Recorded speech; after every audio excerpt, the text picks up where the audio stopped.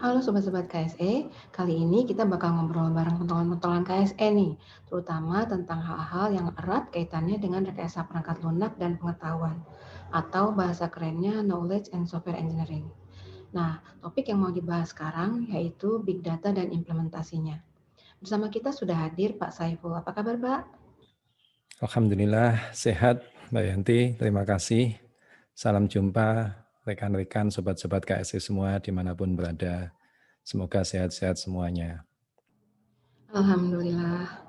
Pak Saiful ini sudah cukup banyak oprek dalam Big Data ya Pak ya. Bisa cerita sedikit Pak salah satu riset terakhir terkait Big Data ini? Setidaknya ada 3 penelitian yang pernah saya dan tim lakukan terkait dengan Big Data. Yang pertama, kita bekerja sama atau mendapatkan data dari salah satu perusahaan telekomunikasi yang kita gunakan untuk melakukan estimasi atau prediksi terhadap jumlah pergerakan orang dari satu wilayah ke wilayah yang lain. Biasanya ini dipakai di dalam dunia transportasi atau perhubungan, bagaimana memperkirakan kebutuhan transportasi misalnya dari Jakarta ke Bandung, dari Jakarta ke Surabaya, dari Jakarta ke Medan misalnya semacam itu. Nah, selama ini biasanya orang-orang di transportasi itu melakukan prediksinya dengan cara melakukan survei. Ya, menanyakan seseorang hari ini berangkat kemana atau datang dari mana, dan kemudian mereka membangun satu model untuk bisa memprediksi kebutuhan transportasi itu ada berapa banyak dari wilayah tertentu ke wilayah yang lain. Nah, pada saat itu kita memanfaatkan transaksi telepon, dalam hal ini transaksi SMS. Misalnya saja ketika saya pagi ini berada di Bandung, kemudian nanti siang sudah berada di Jakarta dan ada 2 transaksi ketika saya di Bandung dan ketika saya di Jakarta, maka di situ akan terlihat ada 1 orang bergerak dari Jakarta ke Bandung pada satu waktu tertentu. Nah, waktu itu kita memanfaatkan data itu untuk satu wilayah tertentu ya, tidak se-Indonesia, untuk bisa memperkirakan berapa kebutuhan transportasi dari satu kabupaten ke kabupaten yang lain melalui banyaknya transaksi, dalam hal ini SMS waktu itu yang terjadi antara si orang yang memegang handphone dengan pihak yang lainnya, dan itu dicatat di perusahaan telekomunikasi.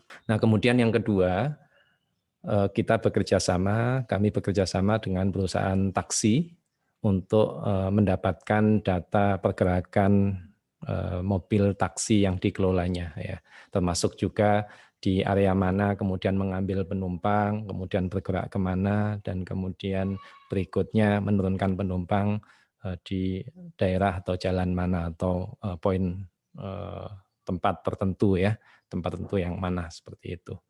Nah, apa yang kita bisa manfaatkan dari data itu adalah yang pertama, kita bisa memprediksi sebenarnya pergerakan dari satu tempat ke tempat yang lain, ya, menggunakan taksi. Ini pergerakan yang wajar atau pergerakan yang anomali. Ya, pergerakan anomali itu artinya misalnya saja dari Bandara Husein ke BIP, misalnya jalurnya selalu semacam itu, tapi ada 1-2 taksi yang kemudian berbeda dengan jalur-jalur yang biasanya. Ini yang kita sebut sebagai anomali, dan bisa jadi itu karena kemacetan, kemudian nyari jalan yang lain, tapi bisa jadi juga supir taksinya memanfaatkan ketidaktahuan penumpang untuk kemudian mencoba mencari jalur yang jauh, sehingga dengan demikian mendapatkan pembayaran yang lebih. Nah, itu kita memanfaatkan data dari salah satu perusahaan taksi di Bandung ya, itu kerjasama. Nah, kemudian yang kedua, data itu kita bisa manfaatkan juga untuk memprediksi di area mana dalam satu hari tertentu itu jumlah penumpang yang berpotensi untuk naik taksi itu ada berapa di sana. Ya, jadi di wilayah yang ada, wilayah-wilayah yang ada, kemudian kita partisi atas beberapa grid ya, atas beberapa sel, dan kemudian kita gunakan satu model time series ya, model regresi untuk kemudian bisa memperkirakan di wilayah itu berdasarkan sejarah hariannya, mingguannya, bulanannya, maka besok atau minggu depan kira-kira ada penumpang berapa di sana. Dan dengan itu kemudian perusahaan taksi bisa menempatkan mobil-mobil taksinya dekat dengan area tersebut dalam jumlah tertentu sehingga effort untuk mencapai tempat itu untuk mendapatkan pelanggan menjadi minimal ya, atau memaksimalkan jumlah pelanggan yang mungkin diangkut. Kemudian yang ketiga adalah memanfaatkan atau penelitian kami memanfaatkan data e-commerce ya, bagaimana pelanggan kemudian mengklik satu produk tertentu kemudian akhirnya membeli ya, dari segitu banyak data pelanggan dan segitu banyak aktivitas yang dilakukan oleh pelanggan, dikembangkan satu model untuk melakukan rekomendasi ya, produk-produk seperti apa yang bagi pelanggan tertentu itu dipandang atau diprediksi menarik sehingga bisa dimanfaatkan untuk memberikan semacam advertisement atau iklan kepada pelanggan spesifik berdasarkan kemiripan perilaku dari pelanggan ketika dia mengklik produk-produk tertentu, misalnya semacam itu. Mantap. Selain Pak Saiful, juga ada YouTuber andalan KSE sekaligus yang ngoprek data juga, yaitu Pak Ardian. Bagaimana kabar di Taiwan nih? Kabarnya alhamdulillah di Taiwan baik, Bu Yanti. Saat ini sedang musim liburan. Terus ini sedang di penghujung musim dingin menuju ke musim semi, jadi suhunya sangat ideal sekali buat beraktivitas. Wah, Pak Ardian ini sekarang sedang menikmati masa-masa menjadi mahasiswa S3 ya di Taiwan. Universitas mana Pak? Dan mungkin bisa cerita risetnya apa ya? Pertanyaan ini agak sulit ya untuk saat ini saya jawab karena kebetulan kampus saya baru merger dengan kampus yang lain. Sebelumnya nama kampus saya adalah National Xiaotung University atau disingkat dengan NCTU dan merger dengan salah satu medical school di Taiwan yaitu adalah National Yangming University sehingga nama kampus yang baru sekarang adalah National Yangming Xiaotung University atau bisa disingkat dengan NYCU. Kemudian terkait dengan riset saya di sini, saya lebih ke arah computer vision. Ini seperti layaknya indera manusia, jadi kita melatih mesin, dalam konteks ini adalah komputer, bagaimana kita bisa membuat mesin itu bisa menginterpretasikan citra berupa gambar atau video, sehingga dia bisa mengenali objek apa yang ada di dalamnya misalnya. Atau kalau misalnya ada manusia, siapa yang ada di dalamnya gitu. Contoh yang familiar adalah mungkin face detection yang mungkin banyak orang yang tahu. Selain itu bisa jadi tracking misalnya di fitur kamera kalian itu nanti ada auto tracking fokus ke arah manusia dan juga fitur-fitur yang lain. Nah, saya lebih ke arah computer vision, lebih spesifiknya lagi adalah menggunakan metode yang saat ini banyak sedang populer yaitu adalah menggunakan deep learning. Oh, oke oke. Semoga lancar ya. Nah, mumpung ada Pak Saiful dan Pak Ardian nih, saya ingin menyampaikan pertanyaan halayak netizen lah. Pertanyaan seputar big data dan implementasinya. Pertanyaan ini saya kumpulkan dari beragam latar belakang atau profesi. Bentar ya, saya share sebarannya seperti apa. Nah, ini Pak, ada dari ibu rumah tangga, siswa SMP, aktivis LSM, dokter, fresh graduate, akademisi, akuntan, wirausaha, guru, PNS, pekerja IT, bahkan pilot, Pak. Wah, menarik ya. Ternyata semua pihak dari berbagai macam kalangan sudah sangat tertarik dengan fenomena big data ya. Baik dari siswa sekolah, ibu rumah tangga, tadi bahkan ada pilot juga ya.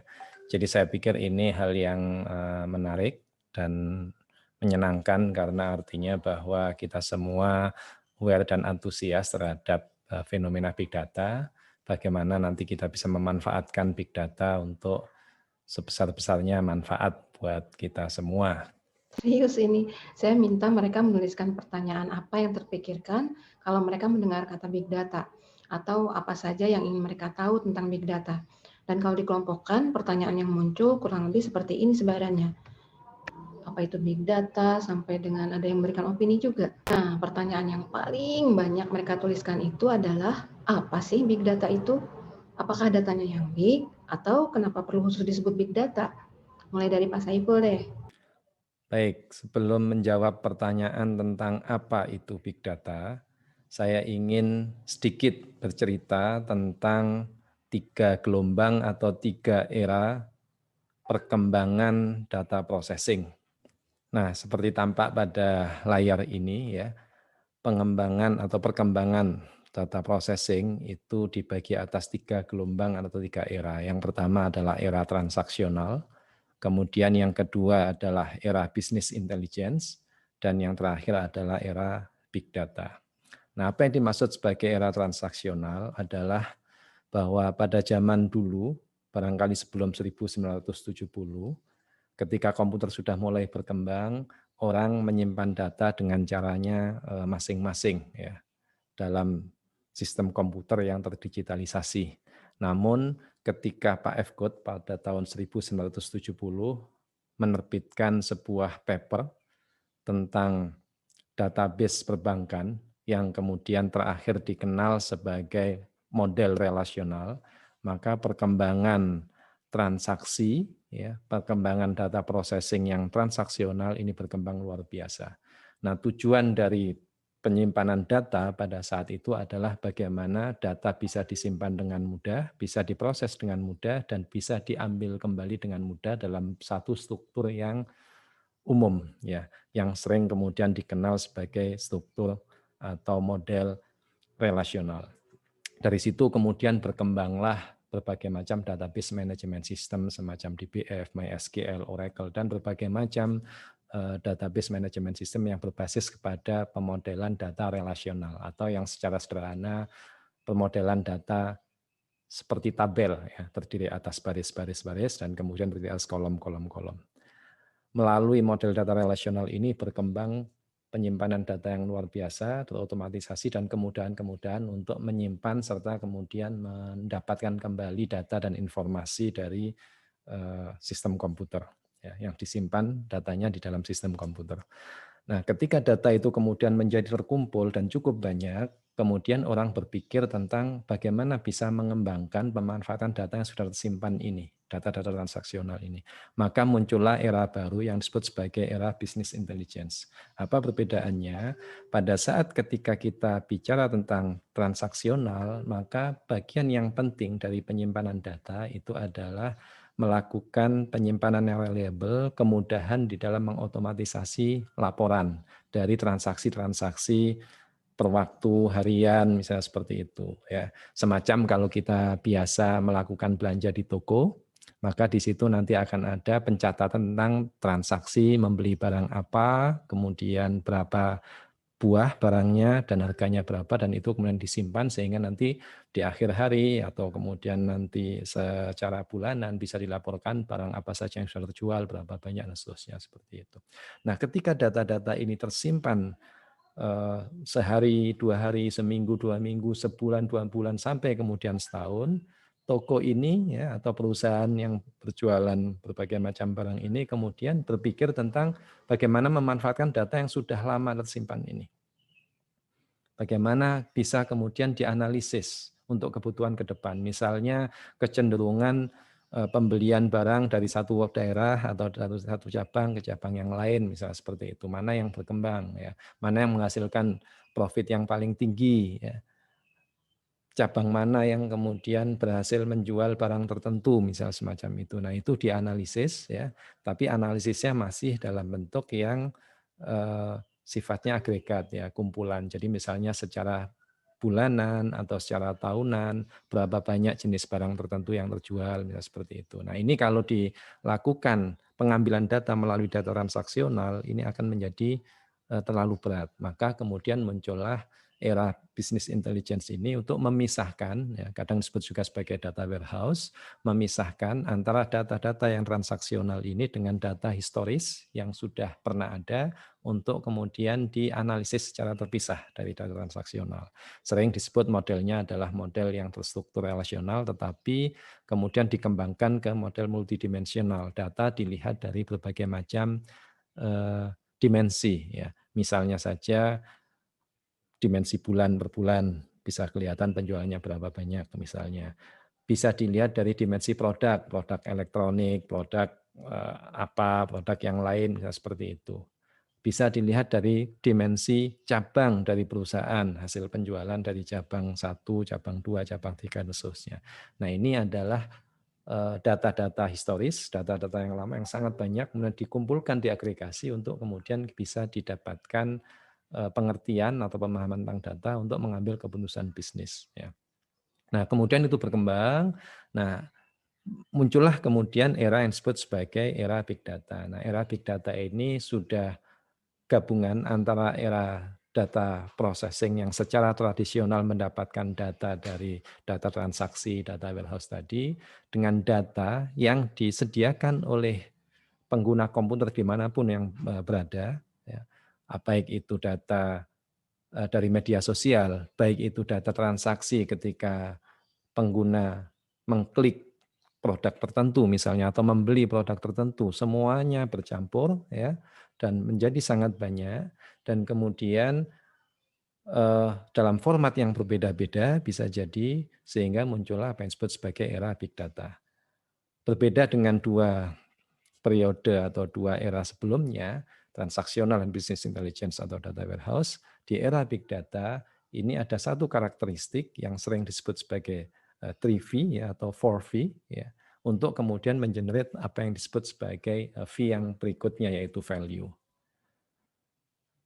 Jadi apa yang dimaksud sebagai big data adalah satu fenomena yang merefer pada fenomena data yang secara volume luar biasa besar, sehingga tools penyimpanan data atau pemrosesan data yang tradisional semacam yang ada di periode-periode sebelumnya itu tidak mencukupi lagi dengan arsitekturnya.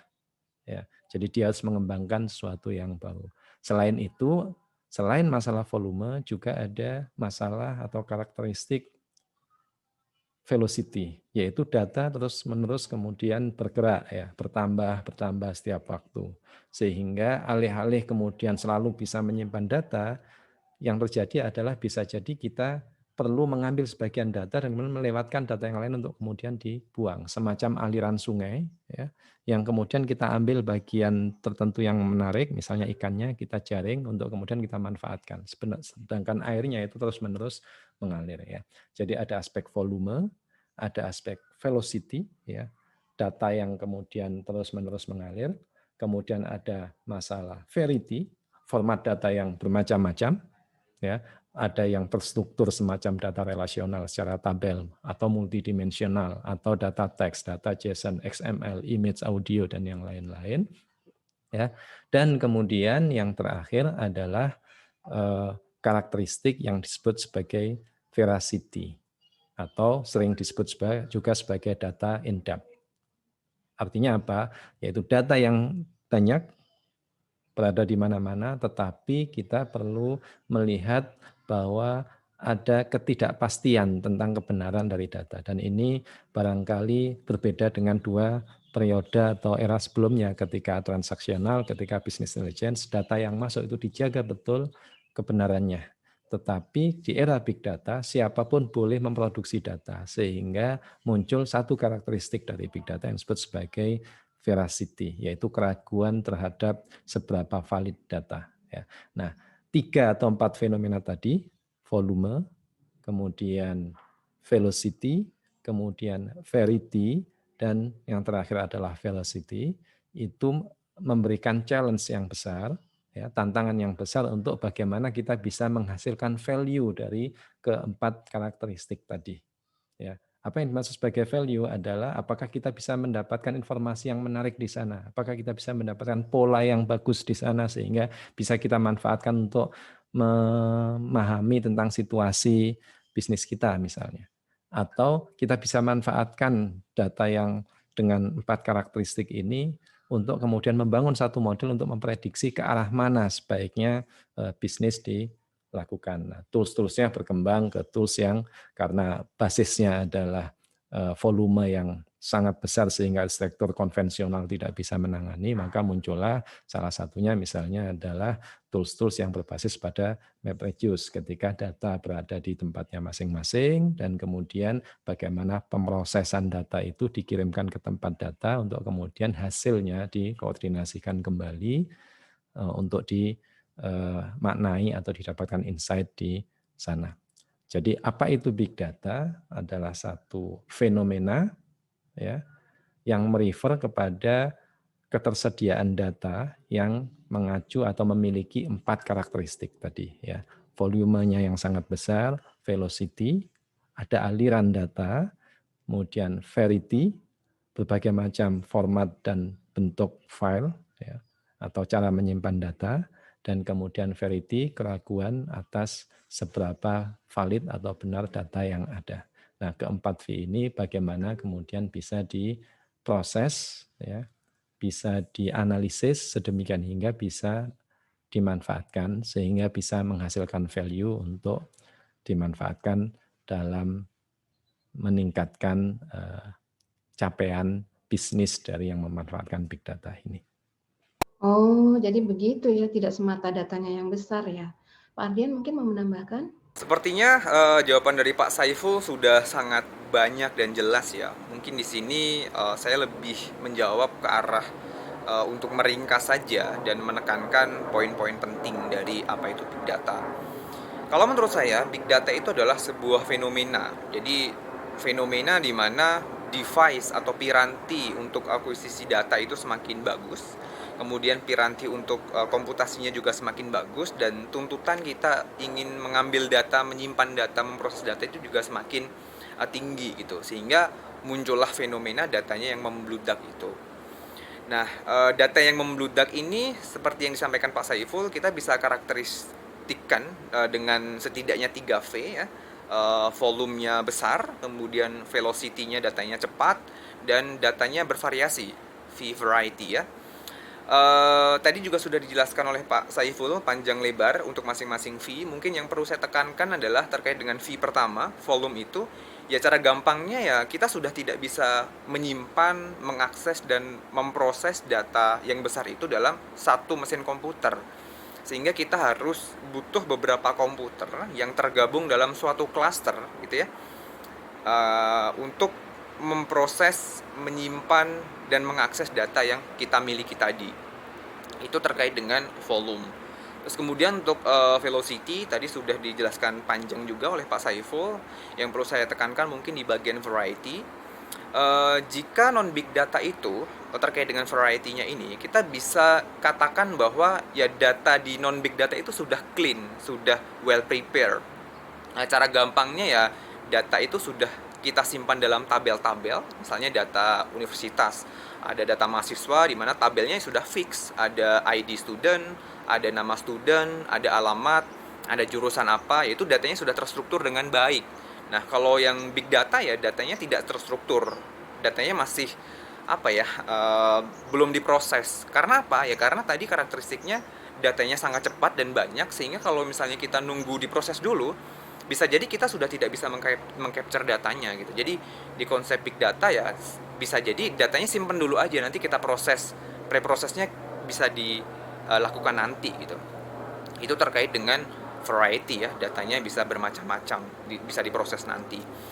Contohnya misalnya di search engine, misalnya ketika kita memasukkan sebuah keyword, kita akan muncul page mana nih yang muncul di nomor 1, nomor 2, nomor 3. Nah, ini algoritmanya adalah kita sering sebut dengan page rank. Oke, nah di sini salah satu fitur yang bisa kita gunakan adalah seberapa banyak halaman lain itu melakukan citasi terhadap halaman yang ingin kita rank. Oke. Otomatis untuk menyimpan data ini kita perlu struktur yang nggak konvensional. Kalau kita simpan dalam tabel yang seperti student tadi ya kita repot gitu ya. Nah, ini adalah salah satu contoh saja terkait dengan data itu bisa jadi strukturnya bermacam-macam, dan big data ini menuntut sebuah solusi agar kita bisa memproses tipe data yang tadi bermacam-macam. Mungkin itu saja contoh dari saya. Oke deh, semoga setelah ini kita semua paham ya big data itu sebetulnya apa. Nggak akan ngarang-ngarang kemana-mana lagi ya. Sip, lanjut nih. Kalau memang data itu seperti yang Pak Saiful dan Pak Ardian uraikan tadi, lantas apa sebenarnya manfaat teknologi big data, terutama untuk kehidupan sehari-hari? Seperti apa sih value-nya? Itu pertanyaan mereka. Wah, ini pertanyaan yang sulit ya. Sulit karena saking banyaknya manfaat yang kita bisa hasilkan dari pemrosesan dan analisis terhadap big data. Jadi sulit karena banyak ini ceritanya ya. Kalau kita ambil beberapa contoh tadi dari awal pada saat saya sampaikan tentang beberapa penelitian yang pernah kami lakukan ya. Kita bisa menganalisis pergerakan orang untuk membuat satu estimasi tentang kebutuhan infrastruktur transportasi, dan itu datanya bisa dikolek dari data transaksi mobile phone SMS ya. Itu contoh sederhana penggunaan dari big data. Yang dulu orang harus mengkolek data melalui survei, sekarang bisa mendekatinya dengan cara melihat pergerakan transaksi mobile phone. Contoh yang lain tadi yang saya sampaikan, misalnya saja kita bisa atau perusahaan taksi itu bisa mendeteksi di tempat-tempat mana saja yang namanya penumpang itu akan naik taksi ya, sehingga nanti armadanya sebagian diarahkan ke tempat-tempat potensial seperti itu. Contoh yang lain tadi yang saya sampaikan, bagaimana perusahaan e-commerce itu bisa memberikan tawaran iklan yang paling dekat dengan diri kita atau diri user ya, berdasarkan apa? Berdasarkan baik itu sejarah dia ketika dia melakukan browsing terhadap produk-produk e-commerce ya, maupun dengan kemudian melihat dari pelanggan-pelanggan atau customer yang lain yang secara profilnya itu mirip dengan pelanggan tertentu, sehingga kemudian diarahkan untuk kemungkinan dia menyukai produk yang sama, sehingga iklannya disesuaikan dengan apa preferensi atau prediksi terhadap preferensi dari user atau pelanggan atau customer. Itu contoh-contohnya ya. Di dunia yang lebih kompleks lagi misalnya di beberapa tempat, tapi ini di luar ya, bagaimana kemudian polisi atau pemerintah kota itu memanfaatkan berbagai macam informasi, baik itu dari media sosial, baik itu dari sumber-sumber yang lain, itu untuk memprediksi adanya tingkat kejahatan di satu daerah tertentu. Ya. Jadi sangat banyak sebenarnya. Kalau kita mau misalnya iseng dari grup WA kita, meskipun tidak bisa disebut sebagai big data ya, kita sebenarnya bisa mengkolek teksnya misalnya dan kemudian menganalisis dengan satu tools tertentu ya atau metode tertentu untuk bisa melihat seseorang itu suka mengirimkan message tentang apa misalnya. Apakah kemudian yang disampaikan di message-message itu mempunyai sentimen yang negatif, positif, atau netral misalnya. Bahkan kemudian kita bisa menganalisis, meskipun sekali lagi ini bukan big data ya, tetapi hal yang menarik yang sebenarnya setara juga kalau di dunia big data, menganalisis seberapa banyak seseorang mengirimkan message, apakah misalnya pada hari libur misalnya, atau pada jam-jam tertentu dan seterusnya. Sekedar untuk melihat fenomena yang seringkali kemudian jadi menarik ya untuk bisa dilihat. Di contoh-contoh yang lain misalnya saja kita bisa memanfaatkan data-data yang ada di media sosial ya untuk melihat kecenderungan atau sentimen atau pendapat dari khalayak tentang fenomena tertentu ya. Misalnya tentang kebijakan politik, tentang kebijakan ekonomi dan berbagai macam hal ya, pendapat dari khalayak melalui komentar-komentar yang disediakan atau yang disampaikan di internet. Yang menarik sebenarnya dalam beberapa tahun yang lalu itu ada sebuah film yang saya tidak sebutkan namanya supaya tidak dianggap endorse ya. Di film itu dikembangkan sebuah cara untuk mengumpulkan data, dan dari data itu ya, data personal baik itu dari percakapan di media sosial, dari aktivitas melakukan transaksi kartu kredit, dari aktivitas membeli barang dan lain-lain misalnya seperti itu, kemudian dikembangkan satu model untuk menebak apakah seseorang ini cenderung akan melakukan tindak kejahatan atau tidak. Nah, begitu kemudian model prediksinya mengatakan secara cukup tinggi tingkat presisinya, misalnya 99,9% bahwa dia akan sebentar lagi melakukan tindak kejahatan, maka polisi akan menangkap dia. Jadi ini cerita film ya, cerita film, tetapi menarik juga bahwa dari tendensi seseorang, dia men-share informasi di media sosial, membeli barang apa yang mungkin membahayakan, dan berbagai macam aktivitas yang lain yang dikolek dari berbagai macam sumber, bisa diprediksi seseorang akan melakukan kejahatan dan ditangkap lebih dulu. Tentu saja ini hanya di film ya, di film, tetapi sepertinya itu sangat mungkin untuk bisa terjadi tidak dalam waktu yang lama lagi gitu ya.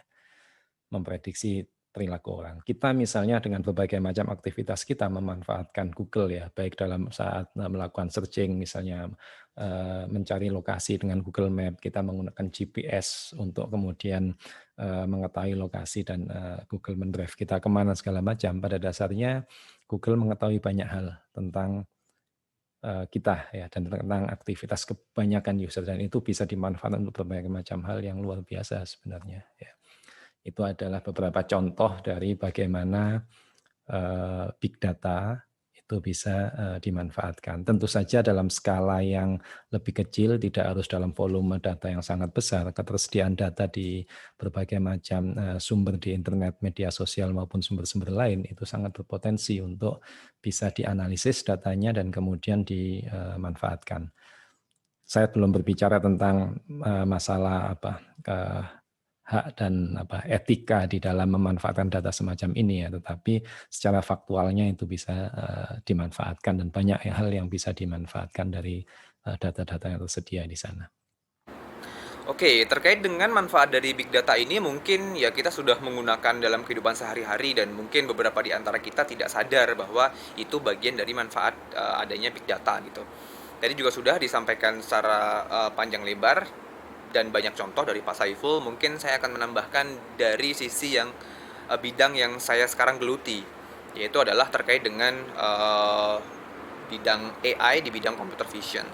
Di mana big data itu sendiri manfaatnya kalau di bidang saya adalah menyajikan data untuk melatih mesin agar mesin itu mampu untuk mengenali layaknya indera kita mengenali objek-objek dan yang lainnya. Intinya adalah bisa menginterpretasikan apa yang kita lihat, apa yang mesin lihat.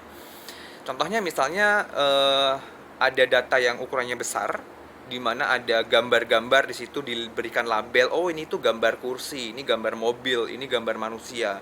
Dari data yang sangat besar itu, ukurannya bisa ratusan giga lebih, kita bisa gunakan untuk mentraining mesin sehingga mesin itu menjadi lebih cerdas. Dan karena itu, karena adanya big data dari spesifiknya adalah dataset yang tadi, ya kita bisa menikmati metode-metode di bidang computer vision yang lebih semakin bagus dan semakin bagus. Contohnya, misalnya saat ini kita bisa melakukan searching di video, meskipun kontennya itu maksudnya keyword yang kita maksudkan itu tidak ada dalam title ataupun deskripsi. Jadi itu ada di substansi videonya. Misalnya di videonya misalnya ada Pak Presiden sedang melakukan pidato apa-apa gitu. Meskipun tidak ada di dalam title ataupun di deskripsi, dengan metode ini ya kita bisa melakukan meretrieve informasi yang ada dalam video tersebut. Itu semua berkat adanya data training tadi, data yang ukurannya besar. Itu adalah salah satu impact big data. Misalnya di contoh yang lain adalah banyak aplikasi yang banyak digunakan orang, misalnya aplikasi kamera, smart kamera itu ya, yang dimana kita foto, kemudian kita bisa mengenerate gimana wajah kita saat tua, gimana wajah kita saat muda, gimana wajah kita misalnya ada kumis, ada brewok dan sebagainya. Itu salah satu metode yang bisa digunakan adalah generative adversarial network. Itu juga di-train menggunakan data yang ukurannya besar. Dan di sini peran big data menjadi penting. Contoh yang lebih umum lagi misalnya untuk rekomendasi. Misalnya aplikasi penyedia konten musik ataupun film, gimana mereka bisa merekomendasikan ke user film apa yang paling bagus, musik apa yang paling bagus, sehingga user menjadi senang dan akhirnya mereka subscribe, mereka dapat revenue yang tinggi. Itu ya menggunakan data yang ukurannya besar itu. Ya misalnya kalian bisa bayangkan kalau penggunanya itu adalah banyak orang satu dunia gitu, gimana cara menentukan rekomendasi the best item itu untuk ke masing-masing user, itu kan harus diproses ya. Dan datanya besar, itu kita sebut sebagai big data. Mungkin itu beberapa contoh manfaat dari big data analytics kalau dari saya. Wah, manfaatnya sebetulnya banyak sekali ya. Bahkan mungkin kita tidak menyadari bahwa data di sekitar kita setiap harinya bisa menjadi semacam bahan bakar untuk big data itu sendiri ya. Nah, ada netizen yang kepo juga nih, seberapa besar ukuran data untuk big data itu? Kok sampai dibilang big? Kapan data disebut big? Atau kalau ada sekumpulan data, kapan dia dikategorikan sebagai big data? Tentunya ada karakteristik atau ciri tertentu ya. Ya, sebenarnya bicara term big di dalam big data ini tidak ada ukuran yang sangat baku ya tentang seberapa besarnya. Tetapi seperti yang di awal tadi saya sampaikan bahwa volume yang besar ini ya yang menjadi cikal bakal kata-kata big di dalam big data ini sedemikian besarnya sehingga arsitektur sistem komputer yang konvensional ya, yang konvensional dalam hal ini bukan semata-mata dari sisi perangkat keras ya, tapi juga perangkat lunak, misalnya saja tadi database management system biasa yang biasanya mengelola data transaksional itu tidak lagi mencukupi untuk memproses itu.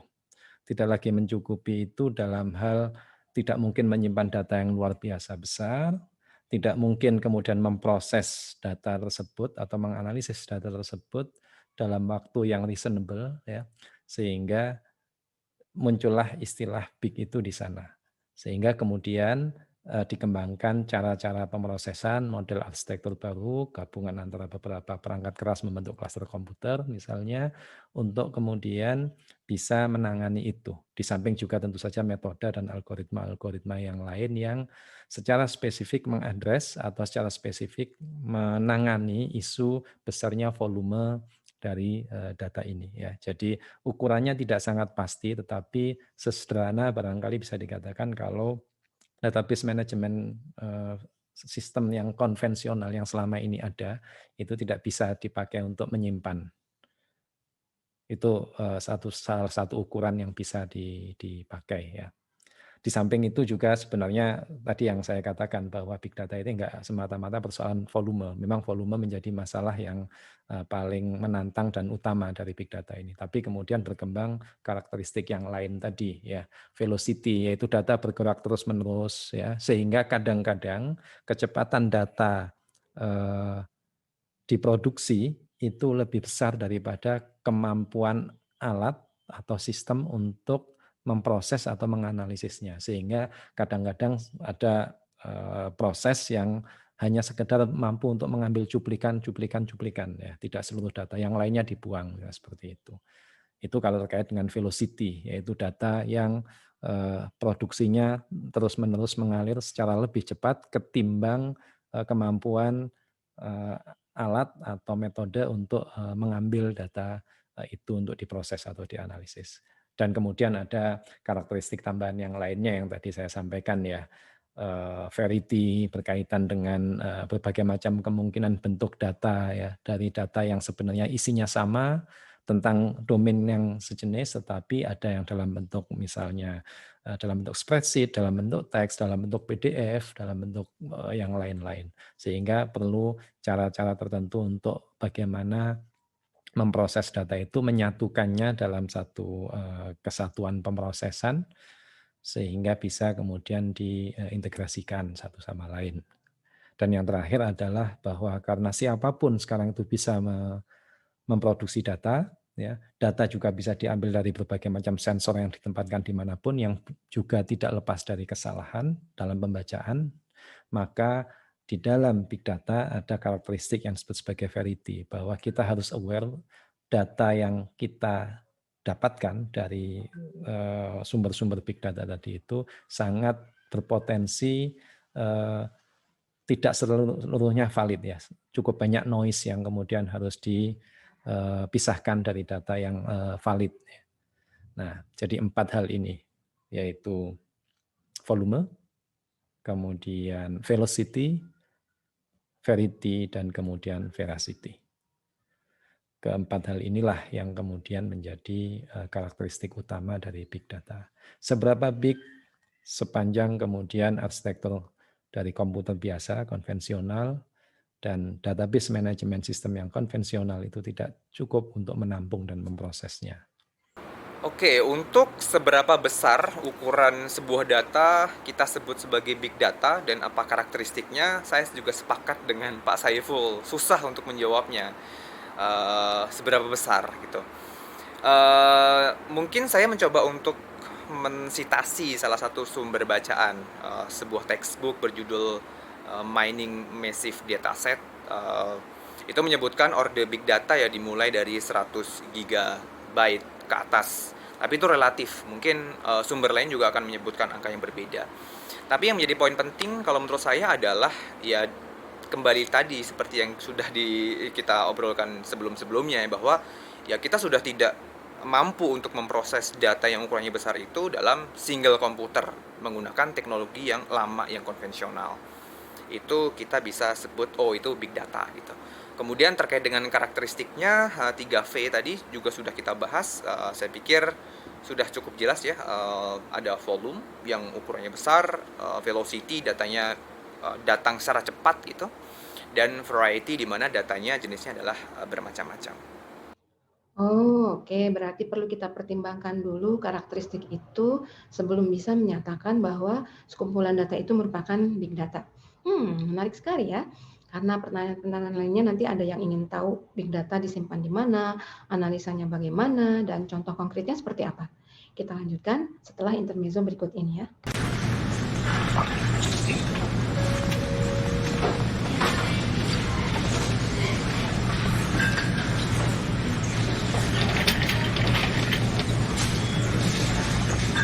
People who bought olives also bought Chardonnay.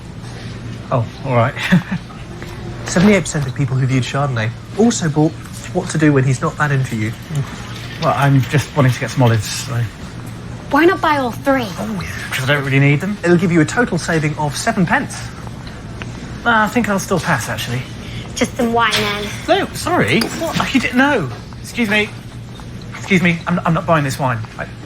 You sure you want to remove that item from your basket? Yes.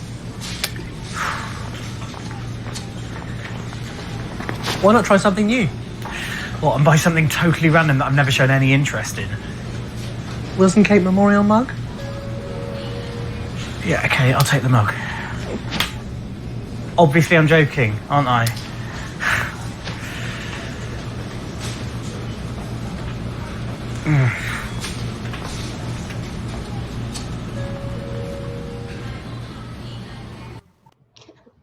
Ya, big data bisa seperti itu ya digunakannya untuk merekomendasikan sesuatu mungkin ya Pak. Mungkin nanti kita ngobrol tentang analisa. Oke, selanjutnya pertanyaannya adalah bagaimana cara menyimpan dan mengelola big data? Apakah disimpan memerlukan memori yang sangat besar? Atau misalkan disimpannya sebaiknya di mana? Apakah di laptop bisa atau enggak? Ya, bagaimana kemudian menyimpan big data? Ya, ini sama saja dengan pertanyaan tadi, seberapa besar sih sebenarnya yang disebut sebagai big data? How big is big? Nah, itu jadi pertanyaan atau jadi diskusi yang sebenarnya bisa kemana-mana ya. Tetapi intinya tadi, pada saat kita mengatakan sebuah dataset atau kita melihat ada data yang tidak bisa disimpan secara wajar ya di dalam sistem komputer yang konvensional, maka kita sebut itu sebagai big data ya. Nah, persoalan seberapa big ini sebenarnya kan gradasi ya, dari yang ukuran hanya beberapa giga gitu ya, yang itu tentu tidak bisa disebut sebagai big data, tetapi cukup besar untuk kemudian diproses dengan komputer dengan spesifikasi yang rendah misalnya. Maka bagi komputer yang spesifikasinya rendah, sekian giga itu sudah cukup besar sebenarnya. Tapi ini bukan lagi sekian giga, ini sekian tera, ini sekian zeta, dan berbagai macam istilah-istilah menunjukkan sekian ribu atau sekian juta kali dari ukuran mega dan giga ya. Yang itu tidak bisa disimpan di dalam storage yang disediakan secara mudah gitu ya. Jadi semakin besar, kalau memang butuh disimpan di dalam sistem komputer atau cluster komputer atau server yang juga mempunyai kapasitas memori, kapasitas disk yang sangat besar. Untuk memprosesnya juga membutuhkan memori yang sangat besar.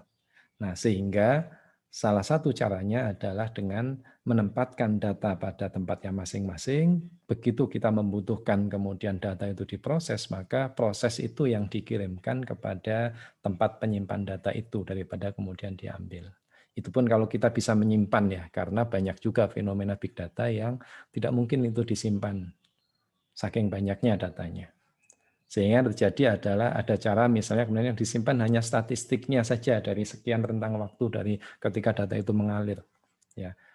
Gunanya untuk apa? Untuk kemudian digabungkan dengan statistik yang lain, dengan aliran yang berikutnya dan aliran berikutnya dan seterusnya, sehingga kita bisa mendapatkan fenomena secara garis besar dari ketersediaan data yang ada. Tidak sampai disimpan data mentahnya, tetapi agregasinya saja yang disimpan. Ya.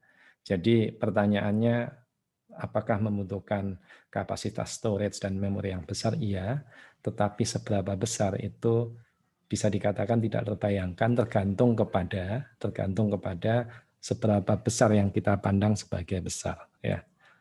Kalau dari definisi big data tadi, yang namanya besar itu adalah data yang tidak bisa disimpan atau diproses, ya, dengan menggunakan arsitektur komputer yang konvensional saja, ya. Di dalam laptop sendiri misalnya semacam itu, atau di dalam sebuah desktop misalnya seperti itu sudah, kalau itu sudah tidak cukup, itu sudah bisa masuk dalam kelompok big data. Tapi big data yang sesungguhnya itu jauh lebih besar daripada nggak bisa disimpan di dalam sebuah desktop atau sebuah laptop, ya. Oke, terkait dengan bagaimana kita bisa menyimpan dan mengelola big data, saya mungkin akan mengawalinya dengan mensitasi salah satu terminologi yang sering disebut, ya, yaitu adalah HDFS, Hadoop Distributed File System. Ini adalah sebuah file system yang banyak digunakan untuk mengelola big data tadi. Ada satu keyword, yaitu adalah distributed. Oke, dimana ya sesuai namanya big data itu data ukurannya gede, kita nggak bisa simpan dalam satu komputer, sehingga ya harus kita distribusikan ke banyak komputer. Istilahnya adalah kita pecah-pecah, pecahan-pecahannya, atau dalam bahasa Inggrisnya adalah chunk data. Kita ada beberapa chunk data yang kita simpan, kita distribusikan dalam cluster komputer. Oke, terus kemudian konsekuensinya adalah kalau misalnya kita menggunakan banyak komputer, katakanlah 100 komputer, dan kemungkinan ada komputer gagal itu adalah 1% dalam 1 bulan katakanlah, berarti dalam 1 bulan itu bakal ada 1 komputer yang gagal. Ya bayangkan kalau misalnya ada sebagian data yang hilang karena ada satu komputer yang gagal itu, ya kita sudah tidak bisa meretrieve data secara sesuai dengan yang originalnya kan ya. Nah berarti di sini harus ada pendekatan lain, yaitu adalah dengan cara kita duplikasi. Oke, sehingga jika ada 1-2 komputer yang gagal, kita berekspektasi akan masih ada duplikasi di tempat lain, sehingga kita masih bisa merekonstruk ulang data yang ukurannya besar tadi sesuai dengan data originalnya. Mungkin kira-kira seperti itu. Keywordnya adalah HDFS. Bagi kalian mungkin yang ingin tertarik lebih jauh, bisa dicari di berbagai sumber. Hadoop Distributed File System. Oke. Set datanya kan bisa jumlahnya ribuan ya atau lebih, mungkin terdiri dari banyak sekali variabel juga gitu. Ada yang nanya nih, gimana kalau misalkan kita malah jadi tersesat di rimba raya angka-angka katanya.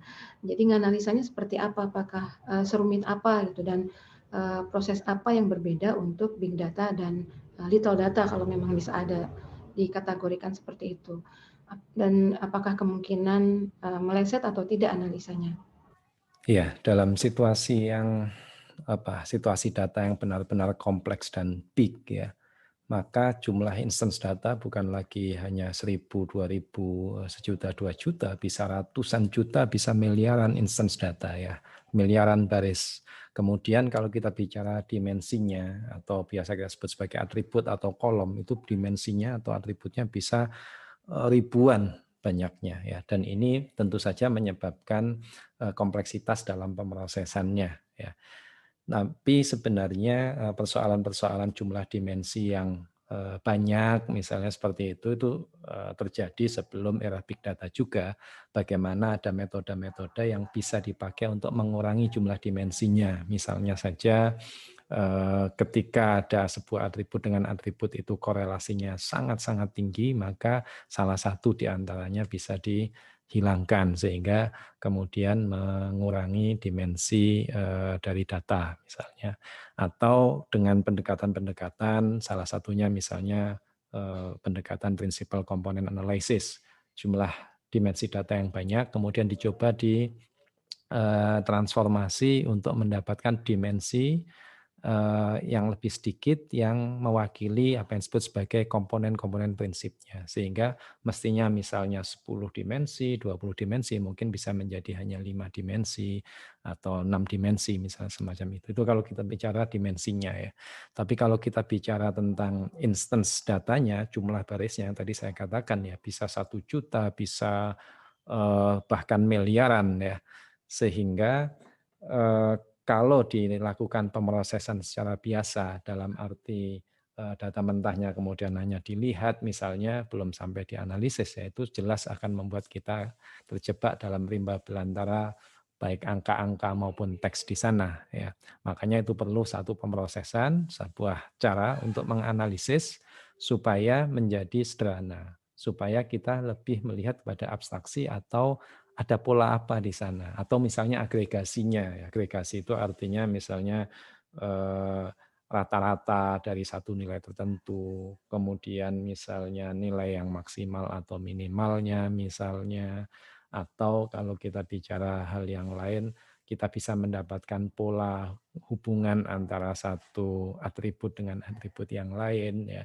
Sehingga dengan itu yang kita lihat bukan lagi angkanya tapi hubungan-hubungan antar data gitu ya. Itu yang terkait dengan kompleksitas dari data dan ini sebenarnya tidak semata-mata terjadi di dunia big data yang tadi dengan ukuran dimensi yang luar biasa banyak dan ukuran instance data yang juga luar biasa banyak. Ini terjadi pada data yang katakanlah dianggap data kecil juga. Ya. Tetapi yang spesifik dari persoalan big data itu adalah yang tadi saya katakan, untuk kemudian diproses, apalagi untuk disimpan di dalam konfigurasi komputer atau spesifikasi komputer yang biasa-biasa saja, ini sudah tidak cukup lagi. Karena itu banyak kemudian pakar-pakar yang melakukan pendekatan ya, untuk kemudian bisa menangani persoalan itu. Ya, menangani persoalan bagaimana supaya kita bisa menganalisis ya data yang luar biasa banyak itu, data yang dengan berbagai macam tingkat kevalidannya ya, validitasnya belum tentu valid semuanya, itu bisa diperbaiki datanya, bisa kemudian diambil bagian abstraksinya saja sehingga pola-pola yang menarik yang kemudian dimunculkan, sebagian data yang tidak kuat untuk proses dibuang, tapi kita yakin bahwa nanti ada cuplikan yang bisa diambil untuk mewakili data yang hilang tadi, misalnya semacam itu. Jadi banyak sekali cara yang kemudian digunakan untuk menganalisis big data ini. Ya. Nah, apakah kemudian hasil analisisnya atau kemudian kalau kita membangun model prediksinya itu tidak mungkin salah? Ya tetap saja tetap salah ya. Mau big data mau small data itu tetap ada potensi salah ya, tetap ada potensi salah. Nah, bagian yang penting adalah mengembangkan cara pemrosesan, mengembangkan metode untuk menganalisis, mengembangkan cara untuk memodelkan pola yang ada di data ya, baik itu model misalnya untuk melakukan klasifikasi atau untuk memprediksi nilai yang di depan ya, semacam itu yang paling baik untuk bisa meminimalkan tingkat kesalahan atau memaksimalkan tingkat ketepatan di dalam memprediksinya ya.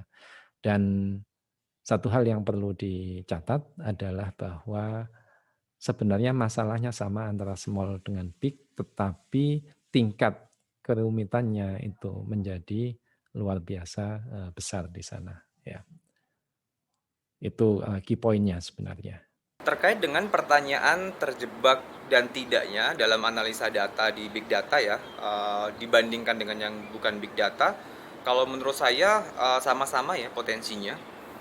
Poin saya adalah selama perumusan masalah dan perancangan solusinya itu dibuat dengan tepat, saya pikir analisa dari data yang dihasilkan juga akan benar gitu. Yang membedakan ya menurut saya tadi karena karakteristik dari big data itu yang kita tadi rangkum dalam 3V itu, volume, velocity dan variety itu ya kita menuntut solusi yang berbeda. Tetapi untuk terkait dengan general pipeline-nya menurut saya sih ya mirip-mirip gitu. Contohnya misalnya di dalam volume ya mungkin proses yang dibutuhkan akan lebih lama, sehingga kita kenal dengan istilah batch processing misal. Terus kemudian untuk velocity, ya kita kenal dengan tools-tools yang khusus dibuat untuk menangani data yang streamnya cepat.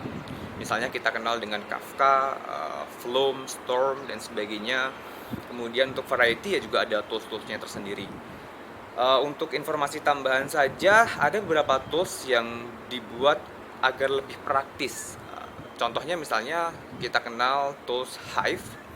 Itu adalah tools di mana untuk memprogram map and reduce, kita tidak perlu memprogram from the scratch map and reduce. Kita bisa memprogram menggunakan bahasa seperti SQL, kemudian script SQL itu nanti akan diubah oleh Hive ini ke framework map reduce. Kira-kira seperti itu untuk tanggapan saya mengenai pertanyaan ini. Dengan proses analisa seperti itu, jadinya solusi big data itu mahal nggak sih? Terkait dengan biaya dari big data ini, saya mencoba untuk mengarahkan ke dua kategori. Yang pertama adalah kategori berbasiskan solusi cloud, dan yang kedua adalah kategori berbasiskan on-premise. Untuk kategori pertama, kita bisa menggunakan cloud service dari Microsoft, misal dari Google, Alibaba, AWS, dan sebagainya. Saya pikir untuk pricingnya kita bisa lihat langsung di website mereka ya. Saya pikir mereka sudah akan memberikan pricing yang sangat detail di website mereka. Kemudian terkait dengan solusi yang kedua, yaitu adalah on-premise, biaya yang perlu dikeluarkan ya berarti biaya pengadaan mesinnya untuk membuat klaster komputernya, termasuk biaya maintenance ya, termasuk SDM-nya juga. Saya pikir itu. Bicara tentang solusi big data apakah mahal, tentu saja ini sangat tergantung kepada kompleksitas dan ukuran-ukuran dari data yang akan diproses atau dianalisis di dalam big data ini ya. Kalau kita bandingkan dengan yang non big data, untuk data yang ukurannya kecil, persoalannya lebih sederhana, tentu saja solusinya lebih murah ya. Tetapi kalau kita bicara big data dalam arti bahwa di situ ada data yang volumenya sangat besar, kemudian ada velocity di sana, data mengalir dengan sangat cepat, kemudian juga ditambah dengan adanya verity dan veracity dari data, tentu membutuhkan pemrosesan yang lebih kompleks dan rumit ya. Jadi kalau kita bicara tentang cost atau biaya yang diperlukan untuk big data analytics atau big data processing, maka paling tidak ada dua kelompok kebutuhan tambahan ya. Dalam hal ini kalau kita bicara tentang human resources-nya ya, di situ dibutuhkan ahli di dalam teknologi yang spesifik big data. Kemudian juga mungkin memerlukan data scientist, data engineer, dan yang lain-lain ya, yang sangat spesifik dengan domain yang diperlukan untuk melakukan analisis terhadap big data. Nah, barangkali kalau pertanyaannya terkait dengan computing resources, maka paling tidak ada dua hal di sini ya. Yang pertama kaitannya dengan software. Di dalam big data teknologi sendiri ada stack teknologi yang spesifik mengadres persoalan big data ya. Misalnya saja berkaitan dengan data streamnya, misalnya saja berkaitan dengan bagaimana volume yang besar kalaupun bisa disimpan itu disimpan di dalam infrastruktur atau storage yang juga sangat besar. Jadi memang ada kebutuhan spesifik di softwarenya sendiri. Nah, terkait dengan hardware, tentu kalau dibandingkan dengan data yang ukurannya kecil dengan tingkat kompleksitas yang rendah, tentu membutuhkan komputasi yang juga tinggi di sana, kebutuhan spesifikasi hardware yang tinggi. Namun secara umum kita bisa katakan bahwa solusi untuk big data ini, ketika ukuran data, ketika velocity-nya semakin naik ya, ketika kemudian dengan kompleksitas-kompleksitas yang ada di pemrosesan big data, maka ada dua cara untuk meningkatkan computing resources-nya. Yang biasa kita sebut sebagai cara yang pertama adalah vertical scaling atau scaling up ya. Dan yang kedua adalah horizontal scaling atau scaling out ya. Kalau kita bicara vertical scaling, maka kapasitas komputasi kita dalam hal ini server itu di-upgrade sedemikian rupa sehingga memenuhi ukuran dari kebutuhan pemrosesnya. Ya, kapasitas computingnya menjadi naik dengan cara apa? Dengan cara tetap di instance yang sama, tetap di server yang sama, tetapi kemudian dia ditingkatkan menjadi misalnya 2 CPU, 4 GB RAM misalnya. Atau kemudian ditingkatkan lebih tinggi lagi, 4 CPU, 8 GB RAM, dan seterusnya dalam instance mesin yang sama. Ini yang disebut sebagai vertical scaling. Nah, cara yang lain, dan ini yang sering kemudian dipakai, adalah dengan cara PC biasa, ya, komputer yang biasa dipakai untuk kebutuhan personal, tetapi kemudian digandakan PC itu, sehingga kapasitasnya bertambah. Jadi yang sebelumnya mungkin 1 PC dengan 2 GB RAM, menjadi 2 PC, di mana masing-masing ada 1 CPU di sana dan 2 GB RAM, sehingga in total sebenarnya punya kapasitas 4 GB RAM. Ya. Kemudian bisa ditingkatkan 4 kalinya, bisa ditingkatkan 8 kalinya, dan seterusnya, dan seterusnya. Nah, solusi yang horizontal scaling ini relatif lebih murah dan lebih adaptif terhadap kebutuhan dari pemrosesan big data. Tergantung ukurannya, kita bisa tambahkan dengan fleksibel, dan cara penambahan ini cost-nya lebih murah dibandingkan dengan kalau kita menggunakan cara vertical scaling. Ya. Pada intinya sebenarnya apakah solusi big data ini mahal atau tidak, tentu tergantung kepada, sekali lagi, kompleksitas dari data dan berbagai macam ukuran terkait dengan karakteristik big data tadi, ya. Seberapa kemudian volumenya sehingga membutuhkan kapasitas computing yang tinggi, seberapa velocity-nya juga, ya, seberapa tinggi velocity-nya, dan semakin itu besar dan tinggi, ya, maka membutuhkan kapasitas komputasi yang lebih besar dibandingkan dengan kalau kita memproses atau menganalisis data dengan ukuran yang lebih kecil, dengan kompleksitas yang lebih rendah, yang lebih terstruktur. Ya, dan datanya juga bisa diperoleh dari sosial media, ya, kalau big data. Nah, kalau sosial media menggunakan teknologi big data apa? Oke, terkait dengan tools-tools yang bisa digunakan untuk sosial media, saya pikir akan sangat banyak dan bervariasi, ya. Jadi mungkin saya akan sebutkan beberapa baseline dan yang populer, familiar saja. Mulai dari file systemnya, kita kenal dengan istilah HDFS, Hadoop Distributed File System. Juga sudah saya sempat sampaikan di jawaban saya di pertanyaan sebelumnya. Kemudian terkait dengan framework komputasi, tadi juga sudah saya sampaikan juga ada MapReduce. Tools yang terkait dengan MapReduce, misalnya ada Hive, itu tadi juga sudah saya sampaikan, mengkonversi SQLite query ke MapReduce daripada kita mengcoding dari awal gitu, ya. Contoh lain misalnya di Facebook itu menciptakan tools yang akhirnya mereka open source kan. Ada papernya juga jika misalnya ada yang ingin tertarik lebih detail membaca sumbernya. Itu kita kenal dengan PrestoDB. PrestoDB itu di papernya mereka menyatakan bahwasanya itu lebih efisien dibandingkan baseline dari MapReduce. Kemudian untuk tugas-tugas lain, misalnya tugas scheduling atau tugas machine learning, itu juga ada toolsnya tersendiri. Contoh yang bisa digunakan untuk machine learning ada Apache Spark. Di situ ada library khusus machine learning. Ya, kalau kita berbicara tentang teknologi big data untuk sosial media, atau tepatnya teknologi big data untuk social media analytics, saya membaginya atas 2 kelompok, ya. Jadi kelompok yang pertama adalah kelompok teknologi yang secara spesifik memang berkaitan dengan domain sosial media, ya. Nah, yang kedua adalah teknologi yang berkaitan dengan pemrosesannya sendiri sebagai fenomena big data, ya.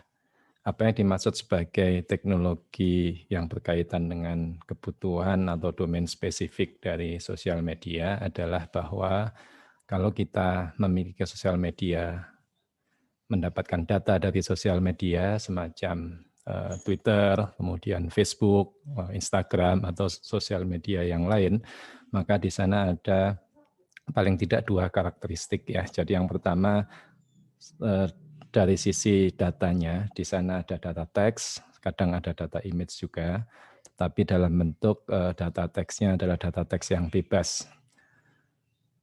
Kemudian yang kedua adalah data dalam konteks hubungan-hubungan di antara pengguna sosial media, ya. Siapa followernya siapa friends-nya siapa, jaringannya seperti apa dan seterusnya. Nah, dalam konteks ini sosial media memiliki kebutuhan yang spesifik, yaitu menganalisis baik teks maupun data lainnya untuk kebutuhan-kebutuhan tertentu atau menganalisis jaringan tersebut, ya, graf di sosial media tersebut juga untuk kebutuhan-kebutuhan tertentu. Nah, ini tentu saja membutuhkan teknologi yang spesifik. Misalnya saja untuk persoalan teksnya, maka butuh tools-tools atau teknologi text processing, ya. Kita ambil contoh saja, misalnya untuk melakukan fungsi-fungsi ekstraksi, fungsi-fungsi text processing atau language processing, ada semacam NLTK, ya, Natural Language Toolkit, misalnya semacam itu. Itu adalah contoh teknologi yang spesifik berkaitan dengan kebutuhan sosial media, dalam hal ini adalah pemrosesan teksnya. Kemudian kalau kita bicara jaringan, maka sebenarnya ada banyak teknologi juga yang secara spesifik mengadres atau melakukan pemrosesan, melakukan analisis untuk bentuk atau struktur graf, ya. Kita sebut saja misalnya Neo4j misalnya, sebagai sebuah database management system untuk graph, ya, atau graph database. Kita juga ada teknologi semacam DataStax misalnya, kemudian FlogDB, OrientDB, dan beberapa database management system yang spesifik untuk persoalan graph-nya, ya. Nah,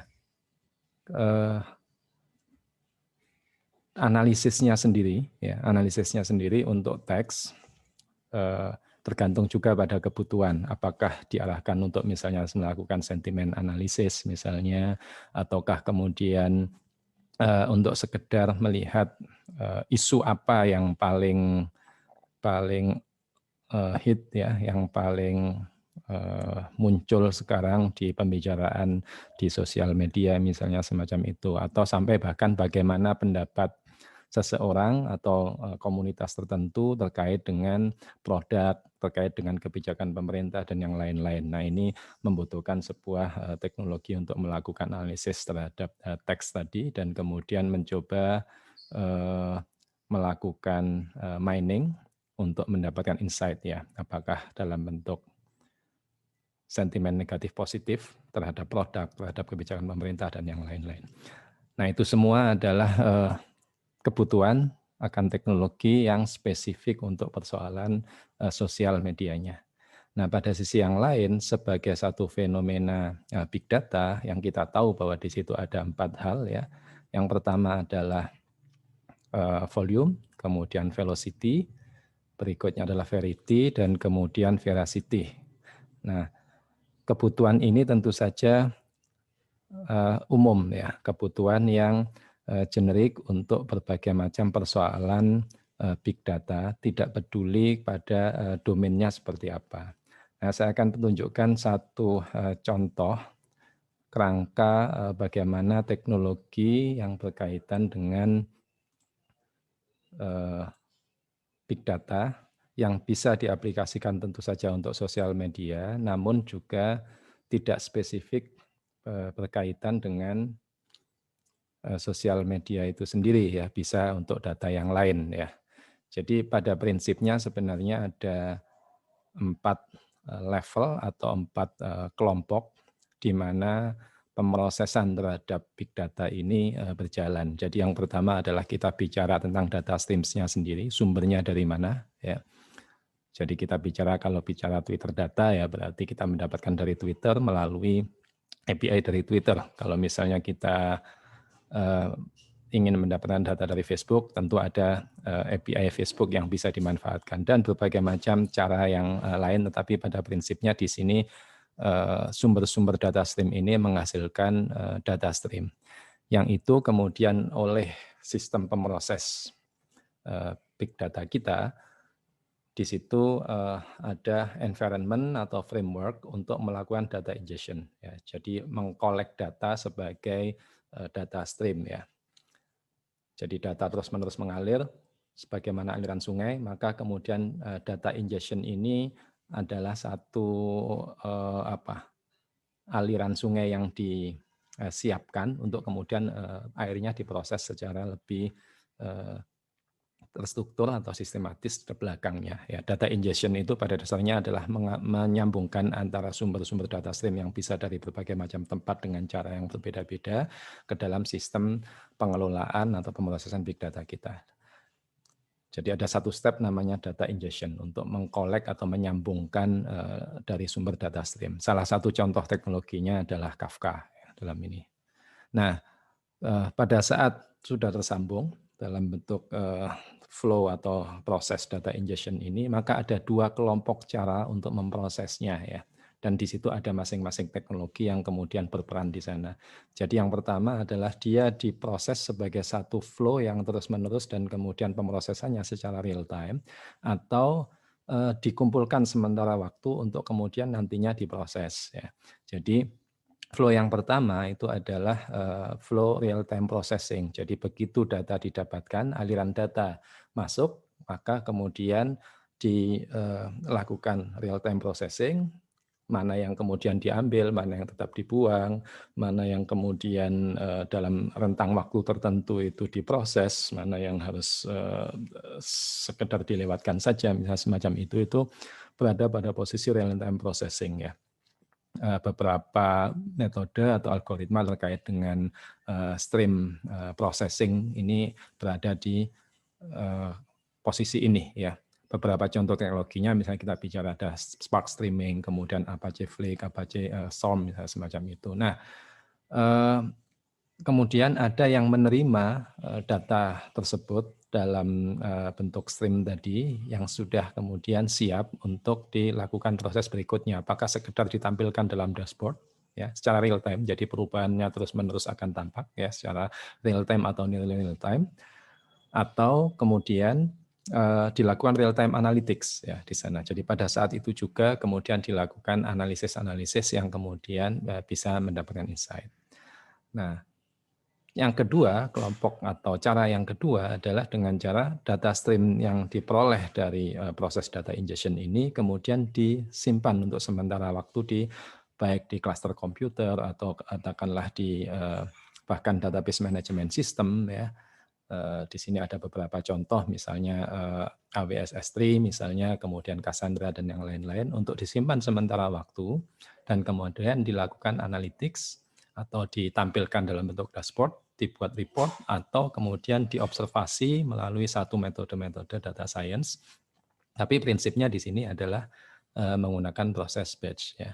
Nah, keseluruhan framework ini ya, kerangka yang semacam ini adalah contoh dari bagaimana kemudian teknologi memproses big data itu digambarkan ya.